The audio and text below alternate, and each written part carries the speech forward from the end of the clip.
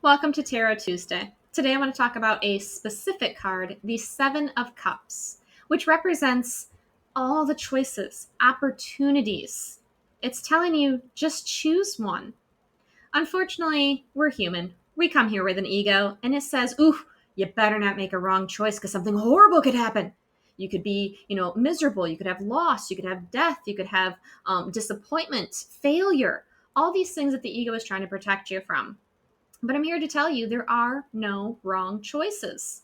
Now, that should empower you to know that no matter what choice you make, there is something to be learned from that experience. And that's all your soul wants. Your soul wants to learn, grow, experience the human reality and situations. Doesn't judge them like your ego does. So don't allow the fear of making a wrong choice stop you. Because here's the thing, all those other choices, you can always choose something different later on.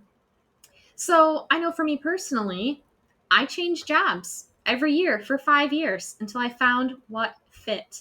I learned from each one of those experiences. Now, at the time, yes, I was very much in my ego. I was seeing it as a failure. It was awful. Oh my gosh, what if I don't find another job? I can't pay my bills. I'll be homeless. I have to move back home. All of these horrible thoughts came through. However, trusting in the process, knowing that try a job, if it doesn't work out, I can change it. And I did over and over. And I was still okay in the end until I found where I fit. Another thing to keep in mind is not making a choice is a choice. If somebody is overstepping their boundaries, say you've got in-laws showing up whenever they feel like it without calling or texting first, and they just pop in as if they own your home, you can make the choice to enforce your boundary and say, hey, this isn't cool. If you do it again, yada, yada. But saying nothing is making the choice not to choose, and you're allowing them to make the choice for you, that they'll show up whenever the heck they want to, no matter what. Another way is what I would do is I would call it being spiritual. And when I didn't feel good, I did not cancel clients.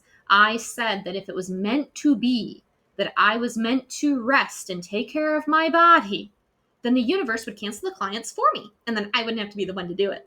I was choosing not to choose. I wasn't choosing my needs, my desires, my physical health. I was giving my power away, even to spirit, the universe, by not choosing. And we're not here to give our power away. We're here to choose and have experiences to learn and grow from them.